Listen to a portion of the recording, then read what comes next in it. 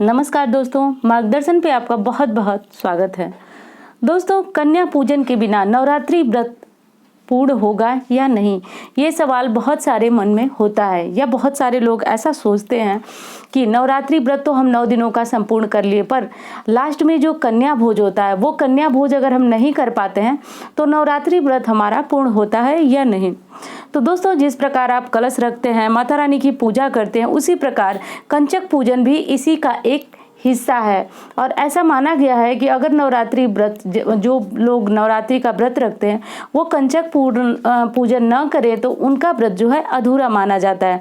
पर दोस्तों, किसी चीज़ का शास्त्र में अगर विधान है तो उसका समाधान, यानी उसको अगर वो चीज़ें समय पे न मिल पाएँ तो उसका कोई अन्य स्वरूप भी बना होता है, जिसे करके हम कन्या पूजन का संपूर्ण लाभ ले सकते हैं। तो दोस्तों, 1 मिनट बात करेंगे हम, बस बहुत थोड़ा सा बात करेंगे आपसे कि कन्या पूजन के लाभ क्या क्या हैं। तो कन्या पूजन के लाभ तो बहुत सारे हैं, मतलब गिनाने बैठूंगी तो बहुत ज़्यादा टाइम लगेगा, लेकिन बस थोड़ा सा बता देना चाहती हूँ आपको कि कन्या पूजन वो चीज़ है जिससे आप माता रानी के सीधे नज़दीक जा सकते हैं। यानी ये कहिए कि माता रानी सबसे अधिक प्रसन्न होती हैं कंचक पूजन से। और देखिए, कहा भी गया है कि नवरात्रि व्रत जब श्रीधर ने रखा तो उस समय कन्या पूजन सबसे पहले श्रीधर ने ही किया, और माता जो है कन्या पूजन से इतनी प्रसन्न हो गई कि श्रीधर को उनके भक्तों में सर्वप्रथम स्थान मिला। तो इसलिए हमें भी माता रानी को अपने घर में बुलाना चाहिए। माता रानी के स्वरूप जो कंचक होती हैं उनको अपने घर में अवश्य बुलाना चाहिए। दोस्तों, बहुत सारे लोग सोचते हैं कि कन्या को घर में क्यों बुलाएं। तो देखिए, कन्या अगर आपको मिल सकती हैं, जितनी संख्या में आपको मिले आप बुलाएं जरूर। 1 मिले, 3 मिले, 5 मिले, 7 मिले, 9 मिले। अगर 9 नहीं मिल रही हैं तो भी आपको परेशान होने वाली बात नहीं। जितनी कन्याएं हैं दोस्तों, मैं तो कहूंगी कि अगर एक कन्या आपके घर आ रही हैं, आप उन्हें बुलाइए, उनका विधिवत आप पूजन कीजिए, तो उससे भी माता रानी प्रसन्न होती हैं। दोस्तों, कभी भी ऐसा मत सोचिए। अगर आप सोचेंगे कि घर में क्या कन्या पूजन करना, हम मंदिर में ले जाके कर देंगे या फिर मंदिर में ले जाके कोई चीज़ दान कर देंगे तो कन्या पूजन का लाभ मिल जाएगा, तो दोस्तों ऐसी गलती कभी मत कीजिए। मंदिर में ले जा करके आप कन्या पूजन कीजिए, जो कुछ कीजिए ये तब कीजिए जब कन्या आपके घर आने में असमर्थ है, या फिर कहीं कहीं देखा जाता है कि कन्या को कोई आपके घर भेजना ही नहीं चाहता है। तो ऐसी स्थिति में हमारे पास वही एक रास्ता होता है कि या तो फिर हम मंदिर में ले जाएं, या फिर आगे विधियां बताऊंगी मैं कि किस प्रकार आप करें। परंतु अगर आपके पास रास्ता है, अगर एक कन्या भी आपके घर आ रही हैं तो दोस्तों अपने घर की दहलीज पे उनका पैर पड़ने दीजिए। नवरात्रि में कंचक का आना बेहद ही शुभ माना गया है। तो सबसे पहले तो हम बात कर लेते हैं कि कन्या पूजन को किस प्रकार करना चाहिए। कन्या पूजन हो जो किस प्रकार करना चाहिए, तो दोस्तों देखिए, कन्या पूजन का जो सही तरीका है वही मैं आज आपको बताऊंगी, जो शास्त्रोक्त तरीका है। सबसे पहली बात तो यह है कि कन्या पूजन के समय ऐन वक्त पे आपको लड़कियों को कहीं से पकड़ के नहीं लेना चाहिए, ले आना चाहिए। आपको कन्या पूजन के लिए 1 दिन पूर्व ही उन बच्चियों के घर जाइए आप, और उनसे पूछिए और उनसे कहिए, उनके जो माता पिता हैं उनसे बात कीजिए कि आप हमारे घर भोजन करने के लिए भेज दीजिए। तो अगर वो राजी हो रहे हैं तो फिर आप बच्चियों को बुलाइए। और देखिए, अगर हो सकता है कि आपको 9 कन्या न मिल पाए तो फिर आपको जितनी बच्ची मिल रही हैं, जितनी कंचक मिल रही हैं, आप उनको अपने घर बुलाइए। अब घर आने के बाद क्या करना है आपको कि आपको अपने घर के दरवाजे पे आकर के उनका स्वागत करना है। ऐसा नहीं कि आप अपने काम में व्यस्त हैं और कन्या आई और किसी को आपने लगा दिया है कि आप उनको बैठाइए। आपको वहाँ पे खड़े होकर के स्वागत करना है। स्वागत इस तरह से करना है कि माता रानी आपके घर में स्वयं आ रही हैं, इस बात का आपको ध्यान रखना है, और बिल्कुल मुस्कुराते हुए माता का स्वागत करना है। दोस्तों, इसी के रूप में आपको माता रानी के दर्शन होंगे। बिल्कुल आप ध्यान दीजिए, वो माता रानी का ही स्वरूप है। नवरात्रि में कंचक अगर हमारे घर की दहलीज को लांघती है तो ये बेहद ही शुभ होता है। तो आप उनको घर ले आइए और देखिए कि जब संपूर्ण कन्या, यानी जितनी कन्या को आप बुलाए हैं उतनी लोग आ जा रही हैं, तो उसके बाद क्या कीजिए कि आप उनके पैर धुलिए। पैर धुलने के बाद आप उनको महावर या आलता, बहुत सारी हमारी बहनें पूछती हैं कि आलता क्या होता है, तो आलता वही होता है दोस्तों जो काम महावर करता है। महावर और आलता यानी पैरों को कलर करने का काम करता है। तो आप चाहे तो महावर लगाइए, चाहे आलता लगाइए, जो चीज़ आपको मिल सके वो लगाइए, पर माता रानी का पैर भरिए जरूर।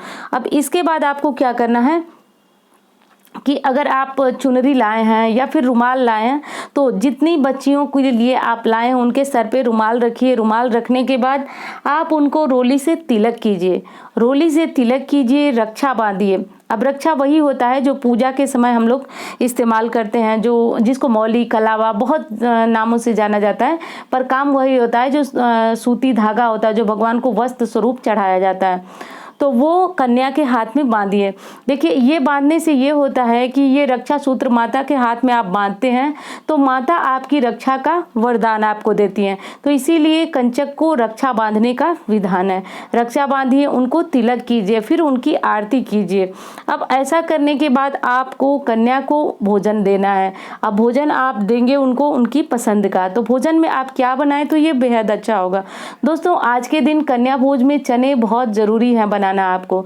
तो काले चने आप अवश्य बनाएं। उसके बाद आप चाहें तो खीर, पूड़ी, हलवा, जो चीज़ आप चाहें बना सकते हैं और बना करके और माता को भोग लगाइए। ऐसा ज़रूर कीजिए। पर दोस्तों, आपको कन्या भोज में चने ज़रूर रखने हैं। तो चना जो है माता रानी के एक विशेष भोग माना जाता है। उसके बाद आपको मीठी वस्तु भी ज़रूर रखनी है। तो मीठी चीज़ों में आप घर पे बना के मीठा रखें, ये बहुत अच्छा होता है।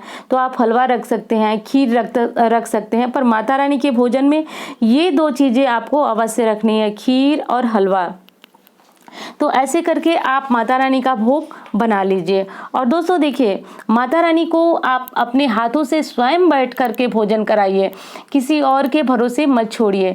यानी कोई बच्चा लगा दिया, और क्योंकि दोस्तों होती है उस दिन बहुत ज़्यादा व्यस्तता होती है हमारे ऊपर, तो क्योंकि हवन भी होता है, कन्या पूजन भी होता है। और हाँ, एक चीज़ और बताऊँगी आपको, कन्या पूजन किस दिन करें ये भी बहुत लोगों के मन में प्रश्न होता है। तो कन्या पूजन आप अष्टमी में भी कर सकते हैं, नवमी में भी कर सकती हैं। दोनों ही तिथियाँ विशेष शुभ हैं, दोनों में ही आप कन्या पूजन कर सकते हैं। तो आप कन्या पूजन करें। और दूसरी बात यह आती है कि कन्या पूजन हवन के पहले करें या बाद में करें। तो दोस्तों, पहले आप कन्या पूजन करें, फिर आप हवन करें, यही सही विधि है। इस प्रकार करके आप अपना कन्या पूजन जो है वह कर सकते हैं। अब दोस्तों, अगली चीज़ ये आती है कि आप कन्या पूजन जब आप कर रहे हैं तो आपको कन्या पूजन करने के बाद जब कन्या आपके घर से विदा होने लग रही हैं तो उस समय उनको खाली हाथ बिल्कुल नहीं जाने देना है। तो उस समय आपको क्या करना है कि भोजन के बाद उनको कुछ दक्षिणा देना है। दक्षिणा का मतलब आप समझ रहे होंगे, दक्षिणा मतलब कुछ द्रव्य देना है, जो हमारे शास्त्र कहते हैं कि बिना जो भोज हम कराते हैं बिना दक्षिणा के पूर्ण नहीं होती है।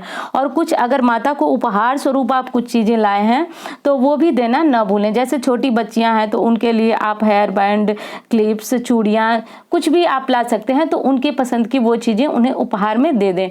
तो दोस्तों, अगर आप वो चीज़ें दे रही हैं जो कन्या को बेहद पसंद आ रही हैं तो दोस्तों समझिए कि वहीं पे हमारा भाग्योदय हो जाता है। अगर कन्या हमसे संपूर्ण संतुष्ट होकर के जा रही हैं तो ये बेहद खुशी की बात है।